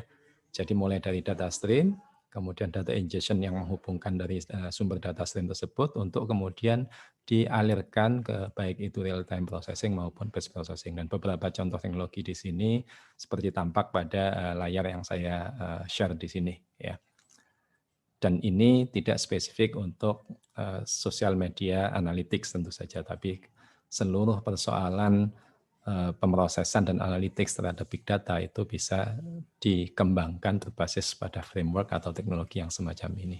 Di sisi lain tadi yang saya sampaikan ada semacam teknologi-teknologi yang spesifik untuk baik itu karakteristik maupun kebutuhan dari sosial media tadi terkait dengan teksnya, terkait dengan kebutuhan untuk apa yang dianalisis, apakah struktur grafnya misalnya semacam itu. Nah, pertanyaan selanjutnya terkait dengan sumber daya manusia dan juga cuan nih. Jadi kalau ingin jadi praktisi big data itu perlu sumber daya seperti apa gitu. Kemudian juga ada yang tanya gaji seorang ahli big data berapa sih? Terkait dengan SDM seperti apa yang dibutuhkan, kalau menurut pendapat saya ya berarti start dari file sistemnya. Jika seseorang ingin berkecimpung ke dalam bidang big data ini berarti harus paham file sistemnya, HDFS. Kemudian framework komputasinya, MapReduce, itu juga termasuk tools-toolsnya dari Hadoop itu sendiri, atau yang lebih populer sekarang ada Apache Spark. Oke. Kemudian untuk tugas-tugas lain seperti di menghandle streaming data atau menghandle data yang jenisnya ada banyak, itu juga akan ada tools-tools sendiri. Jadi saya rasa orang tersebut jika beneran tertarik harus menguasai tools-tools tersebut berikut dengan konsep-konsepnya. Kemudian terkait dengan gaji, saya pikir bisa dibuka di situs-situs penyedia kerja lah ya. Saya yakin di situ akan menyediakan beberapa informasi terkait dengan range gaji, dan saya pikir pasti akan sangat bervariasi tergantung dari negara dan kota lokasi dari penyedia pekerjaan tersebut. Ya, memang fenomena big data ini kemudian melahirkan banyak sub bidang ya, atau ahli-ahli di dalam sub bidang yang spesifik memang mengadres atau deal dengan persoalan big data ya. Kalau kita lihat review dari Harvard Business ya, di dalam Harvard Business Review sudah agak lama ini sebenarnya, tahun 2012-an kalau saya tidak salah, itu salah satu bidang atau salah satu keahlian data science ya, atau data scientist kalau kita bicara orangnya, itu menjadi pekerjaan yang paling seksi untuk abad 21 ya. Sementara kalau kita bicara tentang ahli apa saja yang diperlukan di dalam big data processing atau big data analytics, tentu berkaitan dengan ahli-ahli yang banyak berkecimpung di dunia computer science, di dunia software engineering atau teknologi informasi pada umumnya. Tetapi kita bisa, atau saya melihatnya sebagai kelompoknya sebagai tiga kelompok kita bisa lihat. Jadi yang pertama, kalau kita bicara levelingnya ya, kalau levelingnya kita akan bicara tentang bahwa di situ ada project leader, ada manager ya, ada senior atau junior engineer atau scientist ya. Tapi kalau dibicara dari sisi domain yang spesifik berkaitan dengan apa yang perlu diproses atau lingkungan big datanya, maka di situ ada data engineer, ada data scientist, ada machine learning engineer ya, ada data visualization designer atau developer ya. Masing-masing ahli ini punya peran yang spesifik ya. Kalau kita bicara data engineer misalnya, dia lebih fokus kepada bagaimana menstrukturkan data yang ada, bagaimana flow dari proses ini atau proses dari data ini terjaga ya, bagaimana stream data ini dikelola ya, semacam itu. Tidak terlalu perhatian kepada insight yang bisa dihasilkan di sana, tetapi memberikan sebuah platform atau fasilitas kepada pihak lain yang dalam hal ini adalah baik data scientist maupun machine learning engineer maksud saya, untuk mendapatkan insight di sana. Nah, sementara data scientist fokus pada aktivitas-aktivitas eksploratif ya, untuk melihat bisa mengenerate apa dari insight apa dari big data ya. Data scientist ini merupakan gabungan dari seorang yang kuat dari sisi statistiknya, dan dia mempunyai kapasitas sebagai software engineer juga ya, melakukan aktivitas programming ya, untuk bisa mengeksplorasi data untuk mendapatkan insight di sana. Jadi data scientist fokus kepada bagaimana menghasilkan insight, menemukan pola yang tidak dengan serta-merta ada tetapi harus diproses oleh sistem komputer atau melalui programming ya. Sementara kalau machine engineer fokus kepada metode-metode di dalam machine learning ya, dia bisa melakukan adjustment terhadap parameter, bisa mengembangkan metode yang baru yang bisa dipakai oleh data scientist untuk bisa menghasilkan insight dari big data. Ada lagi yang lain misalnya data visualization designer ya, karena ketika hasil dari eksplorasi atau pembangkitan insight dari big data itu dihasilkan oleh data scientist, perlu kemudian dikomunikasikan secara mudah baik kepada pengambil keputusan strategik maupun kepada halayak misalnya seperti itu, dan ini adalah peran dari data visualization designer ya. Nah, yang lain yang juga berperan di sini atau ahli yang dibutuhkan di dalam pemrosesan big data tidak spesifik pada big data, saya sebut di sini adalah kelompok yang support, itu adalah data architect atau modeler ya. Ketika kemudian itu distrukturkan datanya ke dalam struktur relasional misalnya atau struktur yang lain. Dia fokus di sana. Not necessarily dia berkaitan dengan big data ya. Data yang lain pada umumnya juga demikian. Database developer, database administrator dan yang lain-lain ada sangat banyak ya. Nah, kalau kita bicara terkait dengan honor atau gaji, bisalah dicoba dilihat di googling di internet ya. Salah satu sumber yang saya aju di sini misalnya ZipRecruiter itu menyatakan bahwa untuk big data spesialis itu secara salary bulanannya itu 107.000 US dollar setahun ya. Sumber-sumber yang lain ketika saya coba explore itu antara 90.000 sampai 110.000 US dollar setiap tahunnya ya. Nah, silakan ini dikonversi menjadi rupiah berapa. Yang menarik sebenarnya karena kita bicara tentang data, kita bicara tentang sistem yang sekarang sudah internet sudah luar biasa semacam ini, seringkali pekerjaan-pekerjaan terkait dengan big data terkait dengan pengembangan software pada umumnya itu bisa dikerjakan secara remote ya. Jadi pekerjaan di luar dengan gaji skala gaji dari luar, tapi orangnya bisa di Indonesia, bisa di kampung halaman, bisa di tengah sawah dan seterusnya, sehingga ini menjadi satu fenomena yang menarik sebenarnya. Nah, kalau pertanyaan yang ini ada dua, mungkin dikategorikan sebagai lain-lain ya. Yang pertama itu bagaimana hubungan big data dengan artificial intelligence. Itu orang suka mengait-ngaitkan seperti itu. Dan yang kedua, ada yang tanya juga, formal methods relevan nggak ya sama big data? Bicara tentang big data dan AI, sebenarnya ada banyak sekali bidang atau subbidang atau kajian di luar atau masuk dalam lingkup AI sendiri yang juga berkaitan dengan big data ya. Di sana ada data science misalnya, atau ada data analysis, data analytics sendiri, ada data visualization, ada machine learning, ada data mining, dan beberapa subbidang di dalam computer science yang juga berkaitan dengan big data. Nah, tetapi menarik, memang seringkali ditanyakan hubungan antara big data dengan AI. Kalau kita coba melihat jernih, ya, secara lebih jernih terhadap dua istilah ini, big data sendiri adalah data atau informasi, ya, yang mempunyai karakteristik seperti yang saya jelaskan sebelumnya, volumenya yang sangat besar, dia punya velocity yang tinggi, ya, dan kemudian ada variety, format yang berbeda-beda, tidak terstruktur, ya, dan kemudian ada veracity di sana, keraguan terhadap kualitas atau validitas dari data, ya. Jadi volume, velocity, variety, veracity yang menjadi karakteristik dari data tersebut yang kemudian kita beri nama, kita sebut sebagai big data. Sementara AI sendiri ini adalah sebuah treatment terhadap data atau terhadap informasi. Ya. Kalau kita mengambil definisi dari Francois Collett, ya,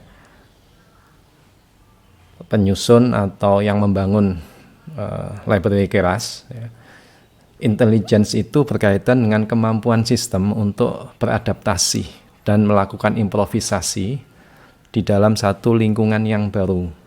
Dia mampu mengeneralisasi pengetahuan dan kemudian mengaplikasikannya ke dalam satu skenario yang dia tidak familiar sebelumnya. Ya, tidak familiar sebelumnya. Jadi belajar dari pengalaman-pengalamannya dia untuk kemudian melakukan improvisasi atau mengaplikasikan pengalaman itu dalam satu lingkungan atau skenario yang baru. Ini kecerdasan, ya. Nah, kalau kita bicara kecerdasan buatan, ya, atau kecerdasan artificial atau artificial intelligence, menurut Minsky McCarthy, dua peneliti AI yang sangat terkenal, ya, artificial intelligence ini adalah task yang dilaksanakan oleh sebuah mesin, ya. Mesin dalam hal ini sebagian besar berkaitan dengan perangkat lunak. Ya, meskipun dalam aplikasinya kadang-kadang diimplementasikan langsung di dalam sebuah perangkat keras dengan perangkat lunak yang embed di dalamnya, ya, yang sebelumnya, ya, task tersebut itu hanya bisa dilakukan atau membutuhkan kecerdasan manusia, ya, kecerdasan manusia. Nah, AI dengan big data ini memang sangat berhubungan. Mengapa? Karena big data itu bisa menjadi sumber data, ya, di mana proses untuk membangun model kecerdasan, dalam hal ini AI, ya, sehingga dia menjadi lebih cerdas. Tentu saja harus dipertimbangkan bahwa selain di situ ada volume dan velocity, di sana juga ada hal-hal yang berkaitan dengan bagaimana data yang bisa dijadikan input ini di dalam proses training itu adalah data yang berkualitas, baik secara sintaktik strukturnya maupun secara semantik, ya, secara makna dari data. Nah, dengan itu maka bisa dibangun model-model kecerdasan yang semakin baik, ya, semakin mampu mengimitasi kecerdasan manusia, ya. Jadi big data bisa sebagai input dari AI. Pada saat yang lain, di sisi yang lain, AI sendiri, ya, bisa menjadi cara bagi kita untuk bisa mendapatkan insight dari big data. Dengan model kecerdasan akhirnya bisa menangkap fenomena yang baru, bisa membangun insight atau knowledge dari big data, dan bisa dipakai untuk mengambil satu keputusan ketika ada situasi yang baru, ya, situasi yang baru. Jadi ini saling berhubungan. Namun demikian sebenarnya big data sendiri tidak selalu harus menggunakan AI, ya. Dalam big data processing atau analytics, statistik sederhana mungkin bisa dipakai, ya. Agregasi terhadap data mungkin juga bermanfaat tergantung pada kebutuhan. Jadi AI dengan big data ini dua term yang berbeda karena big data adalah data, sedangkan AI adalah treatment terhadap data. Keduanya bisa berhubungan karena big data bisa menjadi input dari AI bisa dimanfaatkan untuk kemudian mendapatkan knowledge, model kecerdasannya dipakai untuk mengambil insight dari big data, namun tidak benar-benar satu kesatuan, ya, karena big data sendiri sebenarnya bisa saja di-treat tanpa cara-cara AI, ya. Sementara AI sendiri juga tidak harus selalu mendapatkan input dari big data. Oke, terkait dengan pertanyaan apa hubungan AI dan Big Data dan juga hubungan formal method dan Big Data, sebelumnya saya akan menyatakan bahwa ini pure pendapat saya. Untuk pertanyaan pertama, apa hubungan AI dan Big Data? Saya akan menyatakan bahwa Big Data itu adalah fenomena tadi, dan AI adalah sebuah metode. Oke, jadi kita bisa menggunakan metode-metode di AI, contohnya adalah metode di learningnya, ada klasifikasi, regresi, clustering, dan sebagainya untuk melakukan data analytics dari data yang kita karakterisasi dengan 3V tadi. Oke. Kemudian untuk pertanyaan kedua terkait dengan apa hubungan formal method dan big data, saya tidak terlalu berkecimpung jauh terkait dengan formal method. Yang saya tahu formal method itu adalah sebuah pendekatan yang rigid, yang sifatnya matematis. Di situ bisa digunakan untuk proses spesifikasi, development, dan juga verifikasi sistem software dan juga hardware. Nah, di konteks big data, saya pernah membaca sebuah paper di mana paper tersebut mempropos sebuah metode memodelkan secara formal sistem geolocation dari vehicle, di mana datanya di situ ukurannya juga besar gitu. Mulai dari menspesifikasikan model MapReduce-nya sampai melakukan modeling di bagian verifikasi query untuk data sistem tersebut gitu. Jadi poinnya adalah formal method ini bisa digunakan untuk tadi menspesifikasikan hingga memverifikasi apakah desain yang dibuat itu sudah benar. Nah, jadi untuk sistem-sistem yang sifatnya kritikal, menurut pendapat saya formal method ya akan sangat membantu di sana, karena dengan menggunakan formal method kita bisa melakukan verifikasi dari sistem yang kita buat. Sekali lagi itu adalah murni pendapat saya, yang dimana saya sendiri juga tidak terlalu berkecimpung jauh terkait dengan formal method. Nah, kalau pertanyaannya terkait dengan big data dengan formal methods, ini sebenarnya hal yang menarik karena jarang ada pertanyaan tentang big data dan kemudian formal method, ya. Kalau kita lihat pengertian dari formal method sendiri, formal methods ini kan cabang, ya, atau metode di dalam matematika, ya, yang berisi teknik-teknik pemodelan, ya, pemodelan matematis berkaitan dengan spesifikasi, development, dan verifikasi dari perangkat lunak maupun perangkat keras, ya, sistem perangkat lunak maupun sistem perangkat keras. Artinya apa? Artinya kalau kita melakukan processing atau analytics terhadap big data, yang kemudian di situ ada perangkat lunak yang dikembangkan, maka spesifikasinya, pengembangannya, dan verifikasinya bisa menggunakan formal methods. Ada cukup banyak penelitian terkait dengan bagaimana formal method diaplikasikan di dalam big data processing maupun big data analytics. Tapi saya pikir ini bahasan yang panjang kalau kita diskusikan secara lebih mendalam, ya. Oke, itu bisa jadi obrolan lain ya. Oke, tadi kita sudah bahas big data itu apa, ukurannya, lalu analisanya seperti apa. Mungkin pertanyaan terakhir ini ya, yang juga banyak ditanyakan adalah contoh konkret big data itu seperti apa sih? Tuh, dan contoh konkretnya manfaatnya ada nggak seperti apa gitu. Dan kita bisa bedakan tidak yang bukan big data dengan yang big data. Oke. Saya akan jawab dulu dari sisi kita bisa tidak bedakan antara yang big data dengan yang bukan big data, atau tepatnya big data analytics dengan yang analytics yang bukan big data, ya, atau processing big data dan processing yang bukan big data atau yang datanya tidak masuk dalam kelompok big data. Sebenarnya yang membedakan adalah pada karakteristik dari big datanya, ya. Tujuannya sendiri itu sebenarnya sama. Ya, big data analytics atau yang non big data analytics itu tujuannya sama, yaitu bisa mendapatkan insight berupa knowledge, berupa pola dari data sehingga bisa dimanfaatkan untuk mengambil keputusan, ya.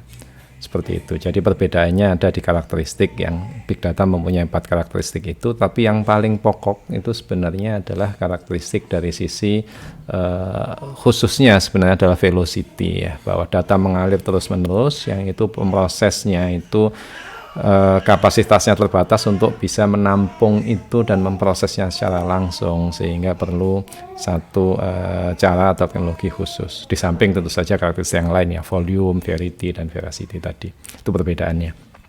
Nah, kalau dari sisi aplikasinya, kalau kita bicara dari sisi aplikasi konkret, contoh-contohnya sangat banyak sebenarnya. Ini yang tampak di layar, ya. Terlihat beberapa contoh yang di luar, ya.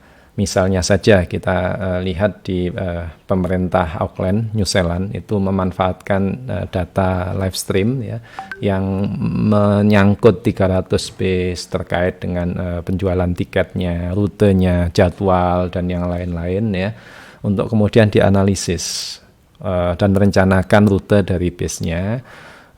Sehingga dengan eksperimentasi itu, dengan proses analisis yang dilakukan itu diharapkan bisa melakukan peningkatan jumlah penumpang, ya. Kemudian juga bisa dipakai untuk melakukan dynamic pricing, ya. Jadi harga tiket yang kemudian bisa dinamis tergantung situasi, seperti itu. Itu di pemerintah Auckland, New Zealand.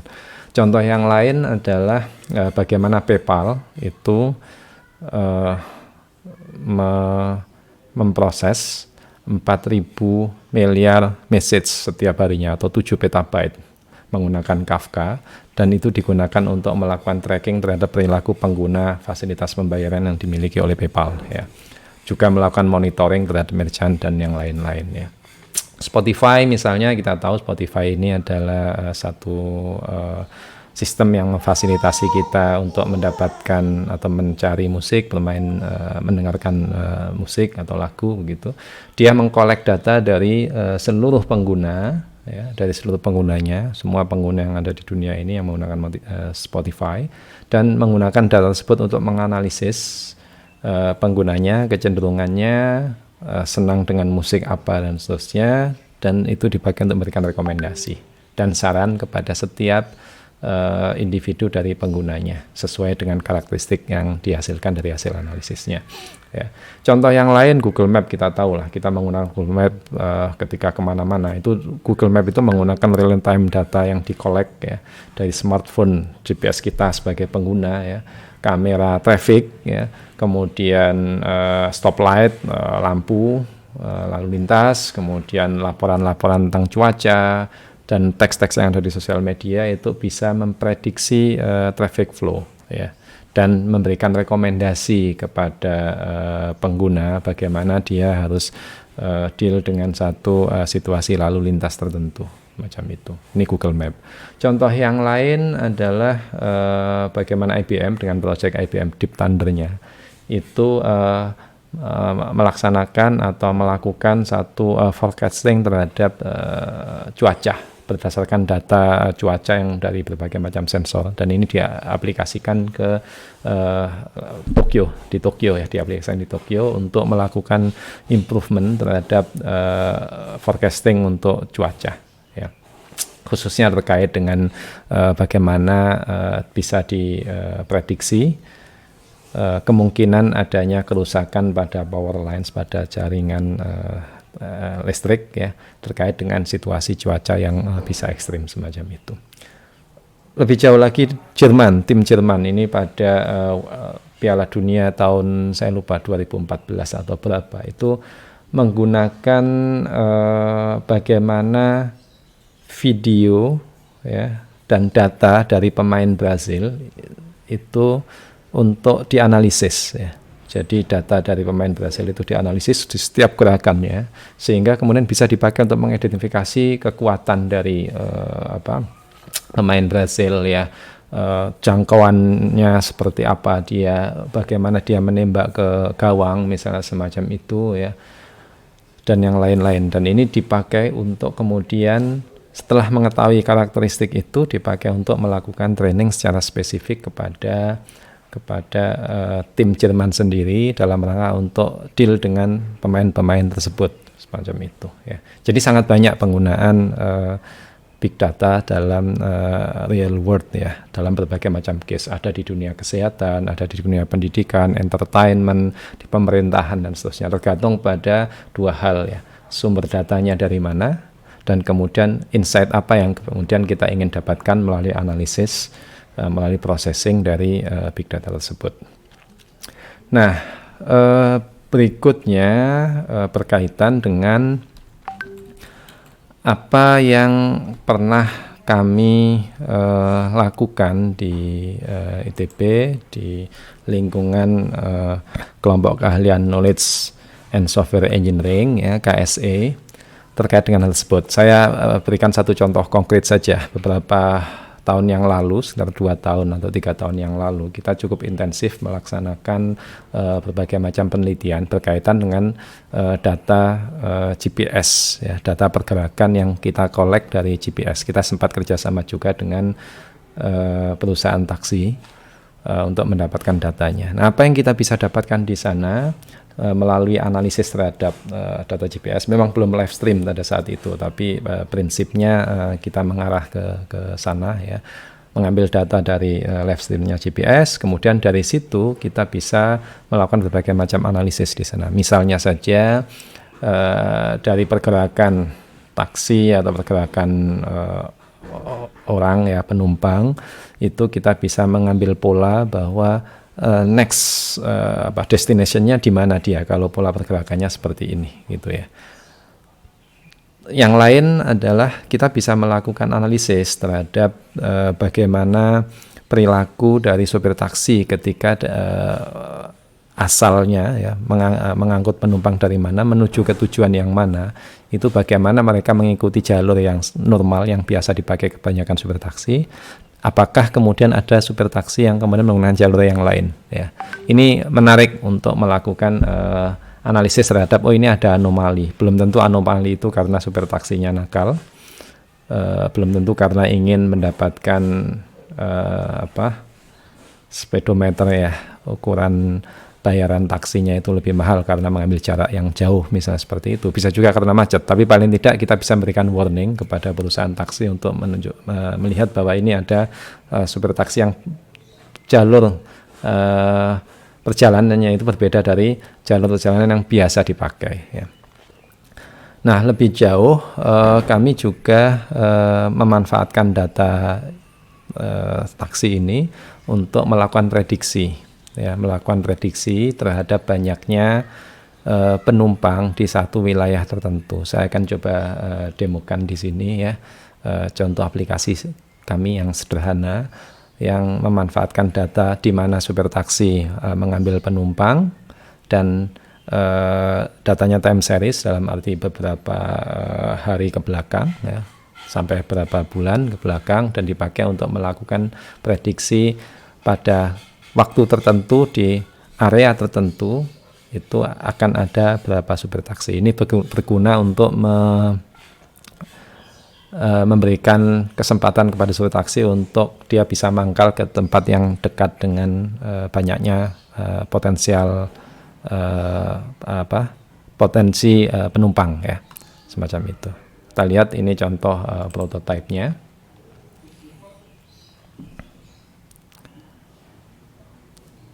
Jadi di sini wilayah itu kita bagi atas grid ya, atas sel-sel, dan kemudian kita bisa mengambil dari data historiknya dan kemudian memetakan bahwa wilayah itu apakah merah, oranye atau kuning ya.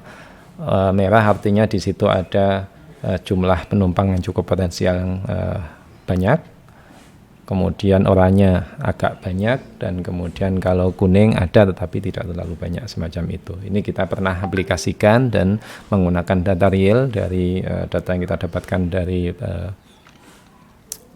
dari perusahaan taksi dan meliputi wilayah di Bandung menggunakan satu metode regresi time series untuk bisa mendapatkan data atau memprediksi banyaknya penumpang di hari berikutnya atau minggu berikutnya dan seterusnya, semacam itu. Saya pikir itu yang bagian ini tidak saya tampilkan lengkap ya karena barangkali akan lama. Tapi seperti itu kira-kira contoh aplikasinya ya. Jadi sangat banyak. Aplikasi yang lain tentu saja yang paling umum barangkali adalah analisis dari data di sosial media ya, yang siapapun bisa mendapatkan datanya dan kemudian mencoba melakukan analisis ada fenomena apa di sana, mendapatkan insight menarik apa di sana. Berikut ini ada video terkait web telisik data yang dibuat oleh tim 8 di KKKSE. Proyek penelitian lingkup KK ini menggunakan infrastruktur teknologi Big Data dan memanfaatkan data pemilu 2019 serta data pendukung lainnya dari BPS. Selain visualisasi data, juga ada beberapa contoh analisanya. Berikut videonya.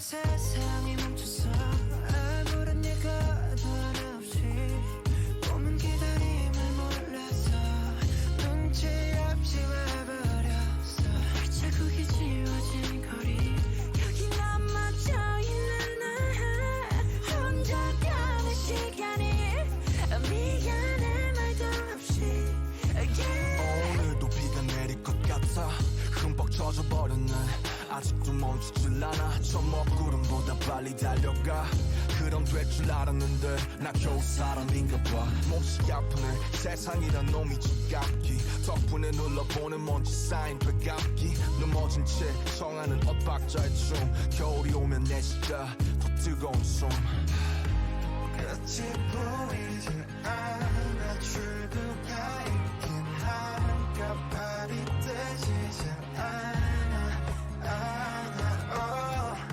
잠시 두 눈을 감아 여기 내 손을 잡아줘 미래로 달아나자 I cannot go in the forest 하루가 돌아오겠지 아무 일도 없던 듯이 Yeah, life goes on like an arrow in the blue sky 또 하루도 나다겠지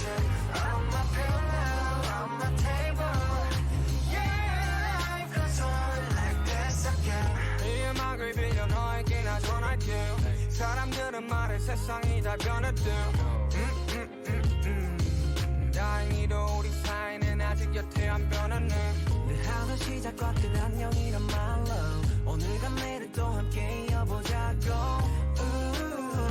멈춰있지 마 어둠에 숨지 마 빛은 더 떠오르니까 끝이 보이지 않아 출구가 있긴 한겹만이 뜨지지 않아 잠시 두 눈을 감아 여기 내 손을 잡아 저 미래로 달아나자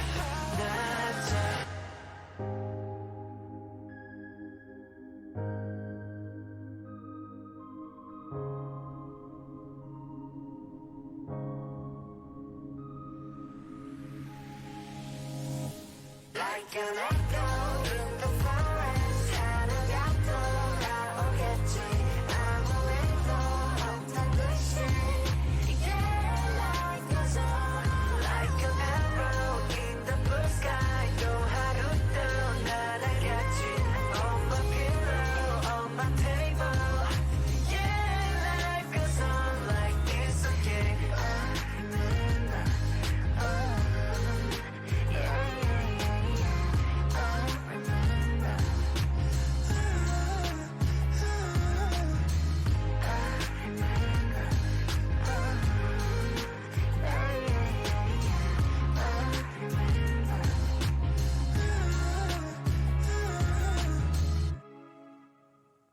Wah, terima kasih banyak nih sharingnya Pak Saiful dan Pak Ardian. Semoga semakin banyak juga yang melek Big Data dan tertarik untuk lebih mendalaminya. Sukses terus untuk penelitian Big Data-nya ya Pak Saiful. Dan untuk Pak Ardian, semoga sukses juga studinya dan bisa segera kembali ke KSE ya. Baik, terima kasih Mbak Yanti yang sudah memoderatori acara ini. Kepada para penonton, pendengar, teman-teman semua, semoga obrolan ini bisa menjadi inspirasi untuk semakin banyak dari kita yang tertarik untuk mengeksplor, untuk mengoprek berbagai macam metode, cara untuk bisa memanfaatkan big data dan mendapatkan insight, mendapatkan knowledge, menemukan pola yang bermanfaat di dalam mengambil keputusan. Terima kasih, salam sehat selalu, dan sampai jumpa di lain waktu. Ada sebuah quote menarik dari Kenneth Shakir, seorang jurnalis Amerika yang menulis buku terkait Big Data. We have to be the master of this technology, not its servant. We are just at the outset of the Big Data era, and honestly, we are not very good at handling all the data that we can now collect. It's a little bit like the challenge that was faced by primitive man and fire. This is a tool, unless we're careful, will burn us. Big data is going to transform how we live, how we work, and how we think. Kami dari KSE, wassalamualaikum warahmatullahi wabarakatuh, salam sejahtera untuk semuanya. Dan Bandung bagiku bukan cuma urusan wilayah belaka, lebih jauh dari itu melibatkan perasaan yang bersamaku ketika sunyi.